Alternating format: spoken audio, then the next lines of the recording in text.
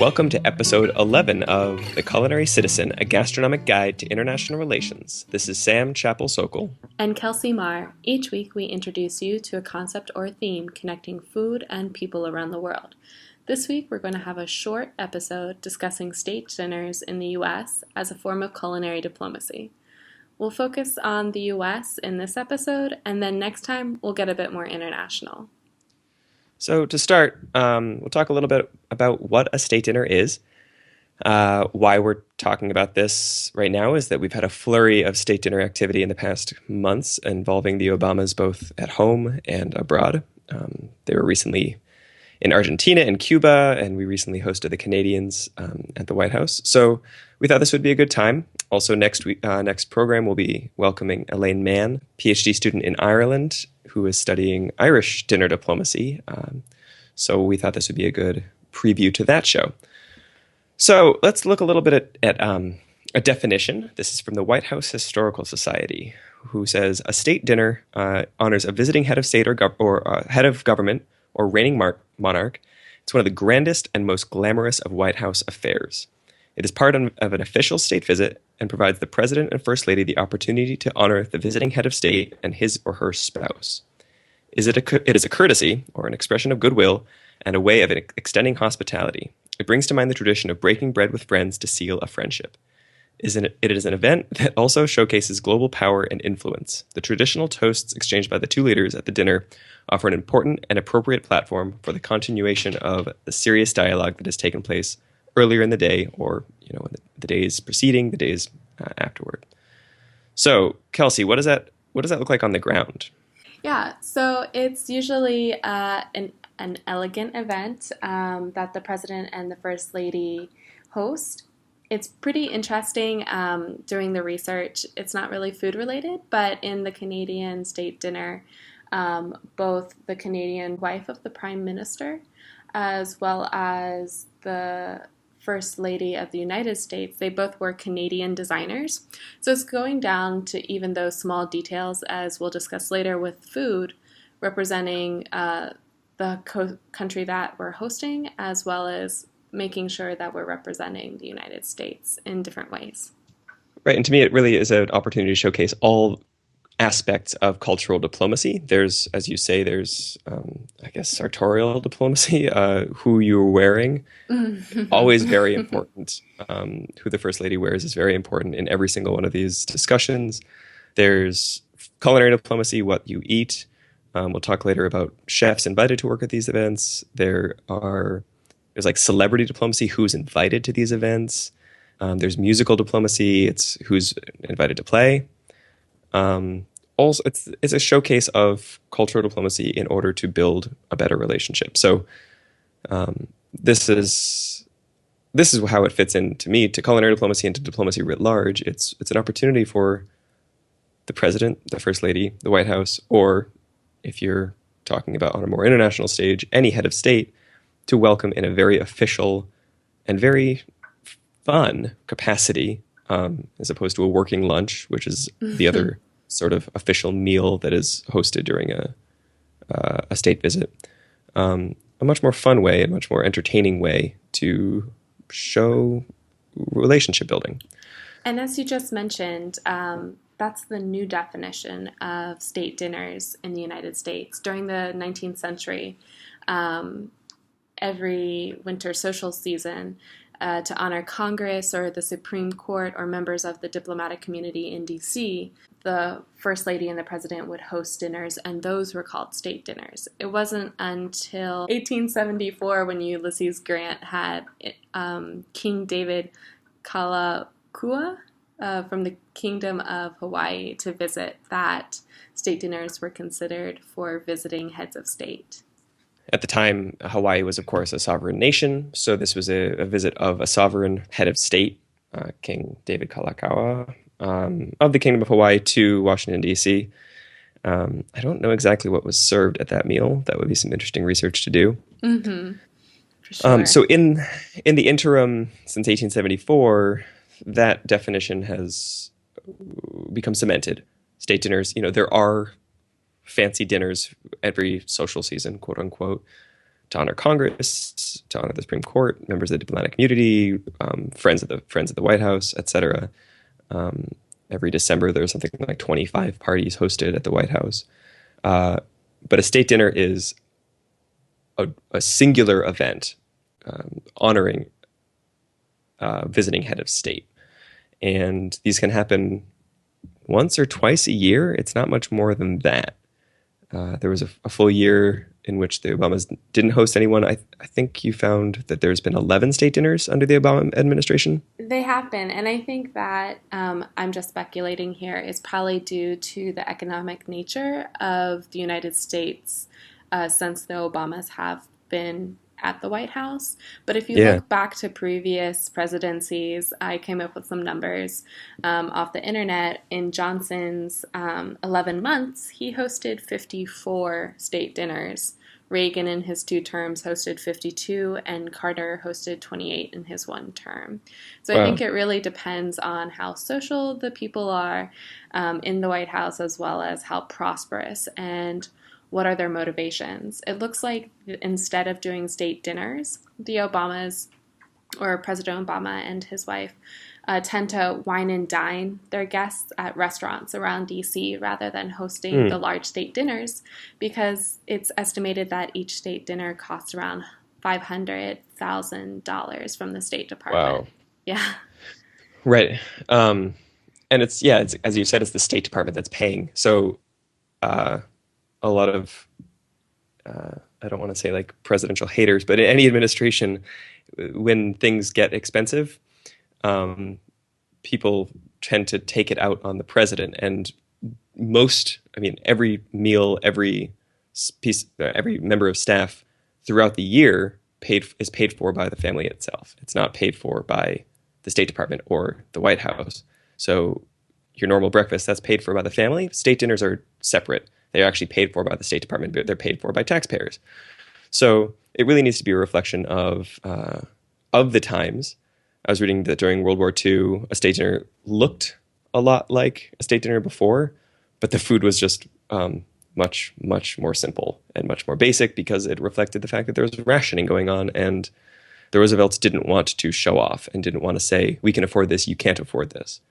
So in times of success, you might have more caviar. In times of trouble, you might have more potatoes on your plate.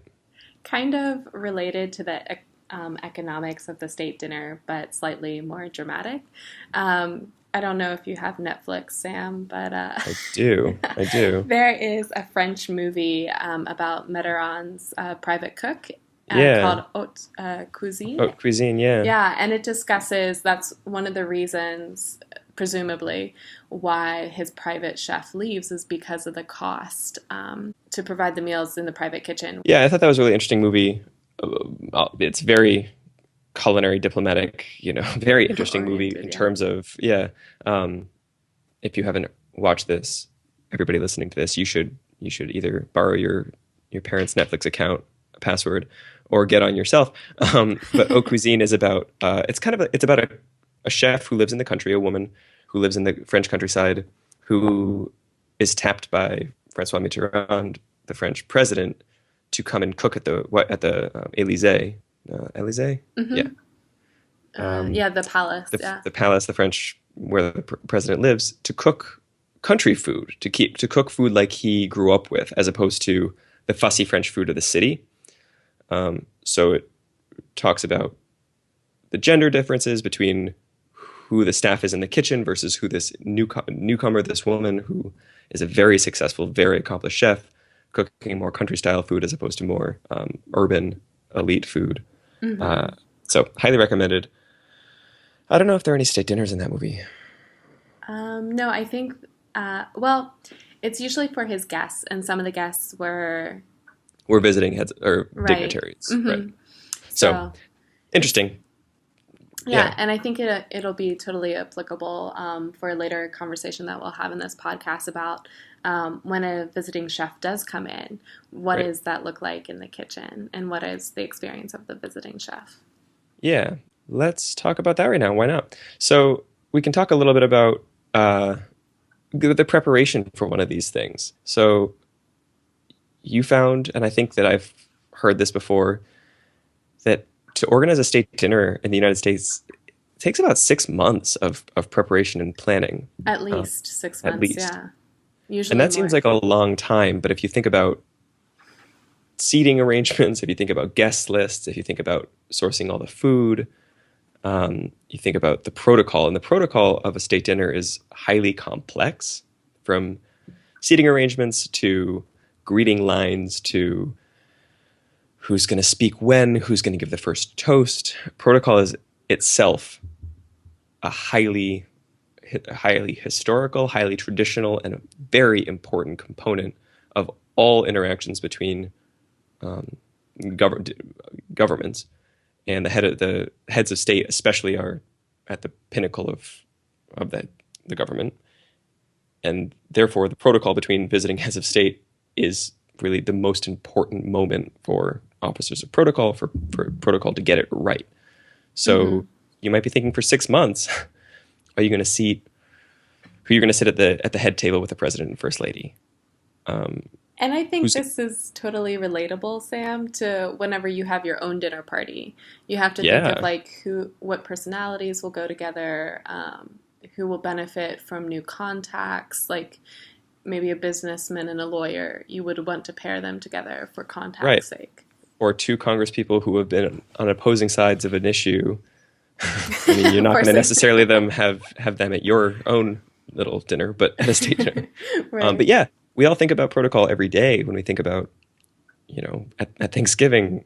Do you sit Hmm. your crazy uncle next to your I don't know, funny cousin who is a complete vegan, and your uncle is a carnivore like a butcher? Hmm. Uh, you need to make those same decisions, just at a much uh, more impactful level. I just read this, that prior to the McKinley administration, which is 115 years ago, I think he was around 1900, was elected, Hmm. 1898. The protocol at the time was that the first lady and the president would sit at different tables, and McKinley was concerned because his wife Ida uh, had seizures. She had regular seizures, and he wanted to be close to Ida whenever, if a seizure were to come up during the state dinner. So he demanded that they sit next to each other, and from then on, protocol shifted. So protocol can change, and now you'll see the president and the first lady sitting next to each other at typically round tables, which are a little less formal than a rectangular table. Another interesting note about where people sit, and if it takes 6 months to plan something, what happens when a president breaks up with their significant other 2 weeks before a state dinner? Has that happened before? It happened when Francois Hollande came in Mm. 2014. 2 weeks earlier, he was seen leaving his mistress's house Hmm. and hopping on a Vespa. Hmm. And so he, I'm sure, in the background, got her disinvited um, Hmm. from the state dinner. Of course, it would have been planned that she would be next to him. And do you know who they placed next to him? An eligible bachelorette. Neither eligible nor bachelorette. Stephen Colbert, I think, is who they sat next to Francois Hollande, because of his French heritage Hmm. and because he can diffuse a situation, Right, because he's a right. funny guy. So I thought that was kind of a funny play of protocol by the White House. It kind of makes me wonder. I think one of the presidential candidates on the Republican side is unmarried, and it kind of makes me wonder who would organize the state dinner if he were to become president, or someone else who did not have a partner who would Yeah, organize the state dinner. it's true. We've never had a bachelor or bachelorette president. Other countries have, and we've had heads of state. I was just reading. I think the Post had a good article about this. We've had visits from heads of state who are single. Um, and it's a little bit tricky to figure out, but it might be more interesting if we had a bachelor or bachelorette head of state, Hmm. how that planning would go. Right, because right now it's the First Lady, the State Department, and the White House Secretary as like a team to kind of develop it. Right, So and the Office of maybe, Protocol. Yeah. maybe one of those would step up more.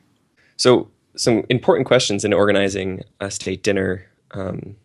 can kind of seem frivolous, but this is the pinnacle of dinner diplomacy. So what china you use, what plates you use, and each president commissions, I think, one set of china to give to the White House in perpetuity. Um, which china you use reflects a lot about the meal, about the occasion, and might make a note to uh, the history of the president who commissioned that piece. So, would you use the Reagan China? Would you use the Bush 1 China? Would you use the Bush 2 China? Some of them are more conservative, some of them are more funky. Have you seen the Obama China? I haven't, no. What does it look like? It's this really cool blue. I think it's a Hawaiian designer, or it's at least a Hawaiian shade of blue. So it's very untraditional. Many of the plates, many of the china is like dark maroon and gold. There's a lot of gold and filigree and traditional elegance. Theirs is a nice like azure and gold, which is really beautiful stuff. Which I'm not sure how it complements the look of food. I don't know who in the future will use Right. it. Exactly. Blue is not necessarily the most appetizing color to place on Right, food. right. Gold isn't necessarily either. It just kind of I'm sure if I don't want to say it, but I'm sure if um, Donald Trump wins the presidency, uh, the plates would just be pure gold, you know? Perhaps, perhaps. Or they might have some Russian influence. Yeah, exactly. And his respect for Putin. I'm sure Putin would have the first invite for a state dinner. That would be a Um, cool one to cover. oh man, yeah. So another question would be how many guests to invite. Historically, they would take place in the state dining room, which is in the traditional residence, the part of the White House that you see when you look at the White House. But that only holds up to 120 people. And if you think about the visiting entourage, head of state, spouse, aides, friends and family, maybe not too many friends and family, but then you add in the president, spouse, entourage, you can really get down to like 30 or 40 leftover seats to fill with supporters.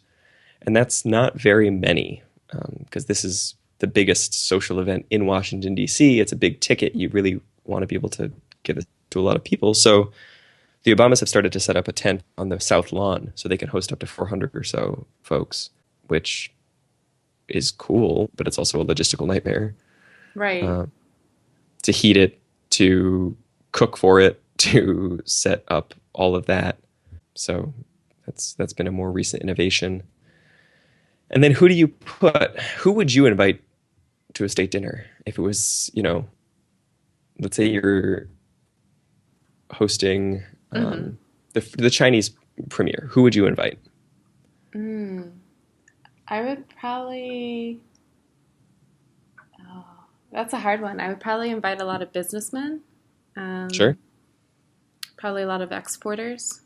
sure. Um, hmm, But you also want to have some yeah, celeb intrigue or right. some famous people in order to make everybody feel a little better about them, or not better about themselves, but Yeah. like a little bit of fun. I mean, it's like a Right, social exactly. occasion. Hmm. So when they invited, I think it was Hu Jintao. I know Jackie Chan was there, who is a Chinese American actor, had Right. a long career in mainland China, and then came and became a big Hollywood star. Um, Another invitee was Michelle Kwan. Hmm. I actually went to grad school with Michelle, so I was able to ask her about her experience. She had a great time at the state dinner. Oh, cool. So right, and the same with the French state dinner. They invited um, Stephen Colbert, who Hmm. has some French influence. Uh, Interestingly, they invited Bradley Cooper. Do you know? Can you tell us about Bradley Cooper? I actually don't know, honestly. Is that a comedian? He's an actor. He was in uh, Silver Lining, Silver Linings Playbook. Okay. Have you seen that? No, I am horrible at movies. I only watch foreign films, sad, depressing human rights films, and documentaries. Yeah, I tend to watch similar types of movies. I was surprised that I liked Silver Linings Playbook. It's actually really good. Um, but he was an American sniper. He actually, I think he just made a food movie called Burnt. Oh, yeah, that's showing at the Sacramento Film Festival coming up Right. this I month. hear it's really cheesy, but I'm sure it's like kind of Mm. fun cheesy, like Chef was fun cheesy. Yeah. Mm-hmm. Um, but he was at the France State dinner. Uh, if you ever catch me off air, I'll tell you a funny story about uh, my interaction with Bradley Cooper. Um, but yeah, you want to kind of intersperse some famous people in with the Congress people and the businessmen and businesswomen in order to add some fun and excitement into this. But even with all the fun and excitement, or you mentioned earlier that there's a time limit, right?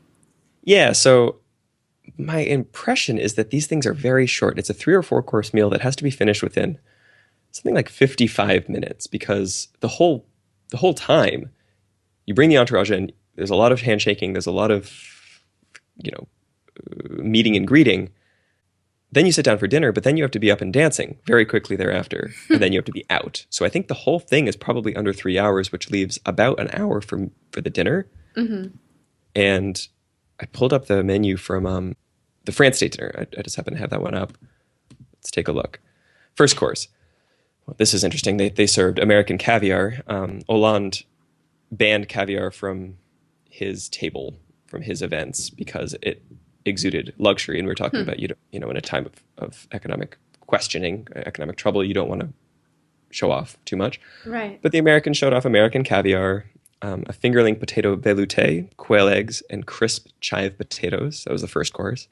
Second course, Chef Chrisetta Comerford, the executive chef, made a winter garden salad. They used a bunch of like baby vegetables, um, little radishes, little baby carrots, some stuff that they were able to garden in their own kitchen garden behind the White House on the South Lawn. There's a beautiful, if you look up a picture of that, it's this beautiful like terrarium, like a Mm-hmm. little glass globe with a salad kind of Oh, growing inside it, right. which is I do cool. remember seeing pictures of it. Yeah. Yeah, it was very beautifully executed. The main course was a ribeye beef served with the first. I was recently posed this question. The first cheese, American cheese that was named on a White House menu, which is Bailey Hazen Blue from Jasper Hill Farms in Vermont, a Mm. cheese that I love.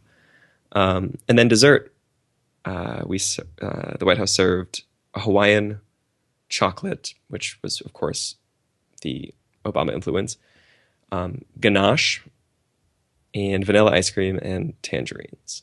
So imagine eating all four of those courses in under an hour. It's a lot of food. Portions are reasonable, but it's still a lot of food, and servers have to come, put it down, come, take it away pretty quickly. And as we can see from that menu and extrapolate, the chef, I know Chris Comerford, likes to use American ingredients with Mm-hmm. some influence or some nod to the host country's cuisine. France is, of course, easy because so much of American cuisine and international cuisine is French influenced. Mm-hmm. Um, but when the Japanese visit, or when the Chinese visit, or when, name a country, we Mm-hmm. will incorporate some sort of ode to that cuisine. So whether it's wasabi and mashed potatoes, or some sort of pickled herring if we're hosting the Norwegians or something. Well, that's kind of interesting that you mention incorporating other people, other cultures into the menu because that's kind of what the Obamas started to do at the beginning of their administration. They would invite American chefs who had a specialty in the region to the White House. Hmm. For instance, they invited in 2009 for the first state dinner Marcus Samuelson to cook for the Prime Minister of India. And then in 2010, they invited Rick Bayless to cook for the former or what was then the president of Mexico. Our interesting choices. First of all, Marcus Samuelsson is a Swedish Ethiopian chef, so I guess he can cook with an Indian influence as well as anyone. It There is was some Indian influence in Ethiopian cuisine, of course. right. It was mostly, from what I read, vegetarian dinner due Mm. to the prime minister's diet. There was, Got it. interestingly, one course that uh, Marcus was trying to make a nod to prawns or shrimp from the Gulf, but that course, the description of the shrimp or the prawns, they didn't make it onto the menu, and so trying to have that bit of advocacy on the menu didn't really work out for him. Interesting. Yeah, yeah. So it's kind of like the cheese that you just mentioned, how sometimes some of the products don't make it onto the menu, which I think is interesting as to why or why not that happens. Right. Yeah, I'm reminded of a funny, kind of awkward story from American history. Not all of our chefs, all of the White House's chefs, have been as culturally sensitive, perhaps, as somebody like Chris Comerford is very culturally sensitive. She's very aware and very smart. The current pastry chef, um, Susan Morrison, is similar, and Bill Yoss is before her. Uh, there's a story. So Roland Mesnier was the pastry chef from like 1979 until 2004, maybe. Hmm. He's French, from a small town in France. Was originally hired by Carter. Great, great pastry chef. Amazing skill set. Smart guy, funny guy, really charismatic. And I've gotten to meet him. He's a very wonderful guy. He I forget which president was hosting the president of Mexico, and Mesnier really liked pièce montée. I think we've talked about this on the show with when we had Professor Dara Goldstein on the show. And a pièce montée is like a visual sculpture, edible sculpture. So you use sugar, you use chocolate, you use cake or whatever to make something that's beautiful. And he built some sort of Mexican um, village, like little adobe huts and dirt roads and stuff in traditional Mexican style. But then he had this like little, it was probably marzipan man asleep with a sombrero against the side of one of these huts. And I think it was like the chief of protocol saw him taking this cake en route to the table, Hmm. and the chief of protocol was so offended and was like, you really can't do that. You can't put like you can't use a cultural stereotype like that, like the sleeping Mexican man with his sombrero. You can't show that. That's not something that we want to put on the table in front of the Mexican president. So the chief of protocol ripped it off the cake as the cake was being brought out. Wow. And Mesnier said that forever that was one of his moments of the most shame, and not that he wanted to put that on the table, but that he was told Hmm. he shouldn't, Right.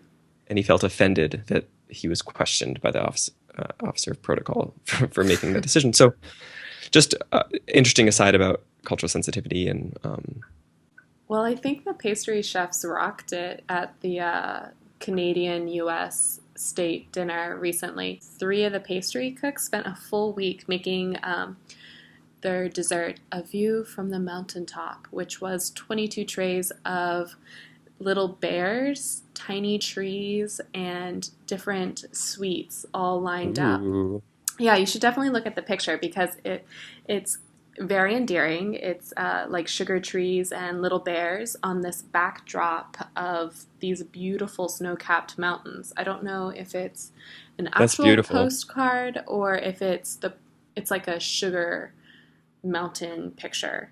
Um, but yeah, it was of the Rocky Mountains. It is gorgeous. The current pastry chef, Susie Morrison, has been there since the mid '90s, and she studied under Roland. She's an expert at sugar. She really knows how That to use makes sugar. Sugar is sense. very difficult because you have to manipulate it when it's very, very hot. Hmm. You have to get it very hot, and then you can pull it and manipulate it. And she studied sugar under Roland.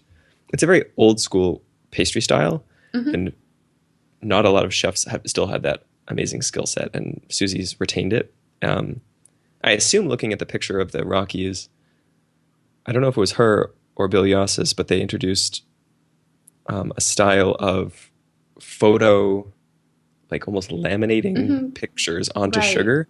That's what I was thinking it was, because otherwise it would just be so much time dedicated to just that element of the piece. Yeah, yeah. I think that is sugar, but I think they did this for one of the gingerbread houses a couple of years ago. They put Mm. historical photos in the windows, so if you look into the White House, the gingerbread house, you see a historical moment from the White House history, Oh, which is cute. kind of cool. Yeah. Yeah, these plates are really beautiful.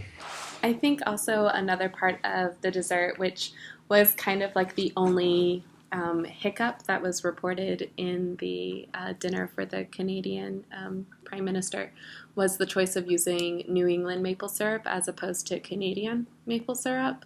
But I believe Morrison said it was just based off of the availability. The dish that had the maple syrup was a maple pecan cake with butterscotch swirl ice cream.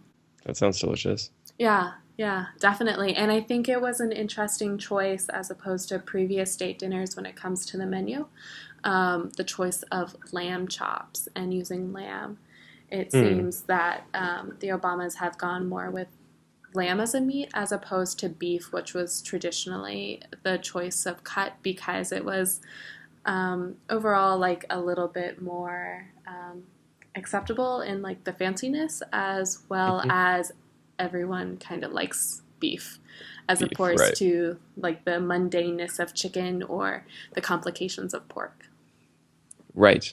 Yeah, that makes sense. I hadn't seen lamb on a menu in a while. And that's from Colorado. Yeah, I guess they were trying to show off, uh, inspired by the splendor of the Rocky Mountains, which extend from New Mexico to Canada. So it's something that we share with the Canadians. Mm-hmm. I'm proud that we served maple syrup from New England. I think Vermont maple syrup is uh, objectively and subjectively better than Canadian maple syrup. So Really? from I'm from Vermont, so I have to say that. But they Okay. did use Canadian whiskey. So Mm-hmm. Yeah, that's true. More recently, the Obamas have been attending state dinners, but they have been guests. They've been traveling Latin America and more recently, Cuba and Argentina. yeah, so I guess President Raul Castro held a state dinner at the Palace of the Revolution in Havana. Um, they were welcomed with, of course, cigars. So that is Cuban cigars are notable. I don't know. I haven't smoked a cigar in years, but I don't know if Cuban cigars are notable because of they are better or because they're hard to get, Mm-hmm, or mm-hmm. they were hard to get because of the embargo. But it's definitely a classic, the Cuban cigar. So there's some cigar diplomacy for us. And then what did the menu look like? Yeah. While doing some research, it seems like people were saying like, "Oh, this was a really simple menu," but I think it fit the venue. It looked like the dinner was outside in a garden space. So the menu was shrimp mousse with cream of mojito, cream soup with caney rum and slivers of ham, traditional Cuban pork garnish with baby tamales and plantain chips, and a trio of grandmother's sweets. So it seems like a very I don't know. I don't know a whole lot about Cuban food, but it seems like a Mm-hmm. traditional dinner. Yeah, and in comparison with our state dinners in the United States, there were no toasts Hmm, made. And going back to the dress of Mrs. First Lady Obama, it was a just above or just below the knee dress. So it was not something fancy like the ball gowns that you would see at a traditional American state dinner. interesting. I'm sure. I mean, all of these decisions are very political or diplomatic, Mm-hmm. and very considered. So on both sides. So it's interesting. It's interesting that it seemed like a much more not casual affair, but less formal. Mm-hmm. And it's the first meeting of a Cuban head of state and an American head of state in I don't know what 90 years or something. I Right, actually right. don't know that number. I'm just making that up. But so it was an historical occasion, and I think this probably was an appropriate meal, an appropriate setting. He also had a monumentous visit to Argentina. It was the first time in 20 years since a U.S. president had visited Argentina. Right. And I guess the only thing that I've been able to find about that, I was just in Argentina on my honeymoon, so I know learned a little bit about the food there. But the one thing that I found out about the food that Obama enjoyed was mate. Mm, the drink? Mate is yeah traditional, like a a caffeinated tea-like beverage that you drink out of a gourd through a little straw. And apparently, President Obama did the traditional mate ceremony and enjoyed it, had a good Cool. time. So that's the only food tidbit I could pull up. But what dominated the headlines? Unfortunately, at least for us, Well, for culinary diplomacy for culinaries, enthusiasts, yeah, but dance diplomacy overshadowed culinary diplomacy in the U.S. Media. it's all under the umbrella of cultural diplomacy, and it's fun to have seen the president and the first lady do a little tango. Yes, yeah. Um, I don't know how staged that was. I watched the video, and it seemed like this was after dinner. Hmm. There wasn't a moment where it was like, and now the president and first lady are going to dance. It was like this beautiful trained tango dancer and this handsome trained tango dancer just kind of pulled each of them up on the dance floor, Hmm. and they danced for a few moments. I think they both held their own. Michelle is a much better dancer than the president. We'll definitely have to add being able to dance the tango to the skills of the presidential Right, candidates. right, exactly. I'd You love to never know see. when someone will pull you up expecting that. I, I just can't imagine Bernie Sanders doing a tango, Oh but my that would be god. fun. Yes. Oh my God, Bernie and Jane together just doing the tango.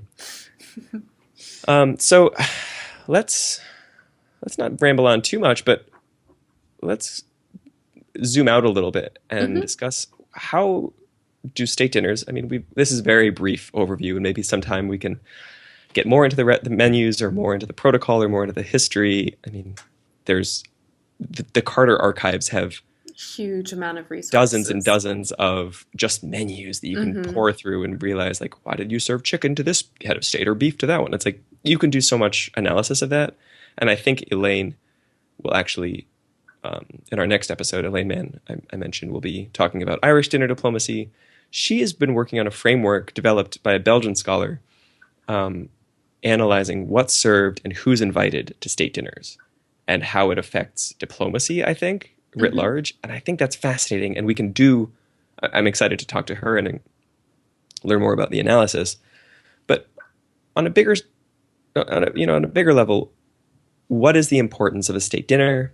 How does it fit into the study of culinary diplomacy? Do you have thoughts on that, Kelsey? Right. I think we kind of discussed this in episode 0 when we were talking about the different tracks of culinary diplomacy. And this definitely fits into track 1, the state to state culinary diplomacy. Hmm. So it's literally using food to create conversations around maybe more hard topics. For instance, I love the quote from Marcus Samuelson in 2009. He literally had a course just dedicated to bread, and his quote was, "We added a full bread course so people could literally break bread, and that was Mm, something important to me.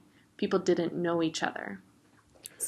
right. So that's getting back to the very basic roots of what we've been talking about this whole podcast and what the study of culinary diplomacy is. The subtitle to my first paper and kind of the subtitle to my research has been "Breaking Bread to Win Hearts and Minds." It's not. It's a very soft approach. It's a very cultural diplomacy approach to creating interactions, improving interactions between people of different cultural backgrounds. That's the basic level of what culinary diplomacy is. If you've listened to this program for 11 episodes, you've heard me say that probably a dozen times.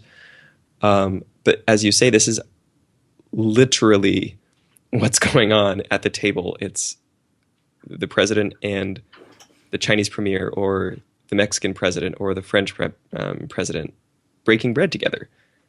And it can be awkward if you've had a little falling out or you're not the best of friends. I think the most recent China State dinner was not the most comfortable experience. Hmm. Or it can be joyous.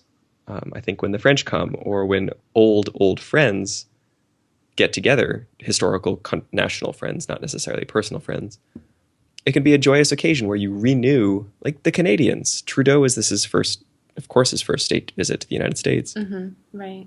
You renew those bonds over food, and you share in, as we've discussed with the theory, you share in that visceral experience of eating together. There's a huge amount of trust. Historically, I'm sure they had food tasters saying, Trudeau would have a taster saying, "Is this safe for me to eat, or is the president Mm-hmm. poisoning me?" That's Yeah. probably less important right now. But there is a huge amount of trust that you are going into the, if we're looking at this in a very old school way, you're going into another country's den, their like tribal fire, and you're being offered their food. You need to make sure that it's safe, and it's a very visceral experience of consuming the other country, and hopefully it won't hurt you. Mm-hmm. As an aside, there was a moment when Bush the First went and visited Japan on a state visit, and had a violent allergic reaction to, I think it was a piece of sushi, and ended up throwing up on the Japanese prime minister. And it's funny, and it's like it's funny and awkward, but it's like also hugely offensive. Mm-hmm. You know, imagine if Trudeau tasted some, like, literally spit up New England maple syrup because he was like, "This is foul to me," or like, "This makes me allergic." It would be a little bit of a national pride thing. Right, especially for a culture that upholds one's outer face so much as yeah, that's the definitely true. Japanese culture. Yeah.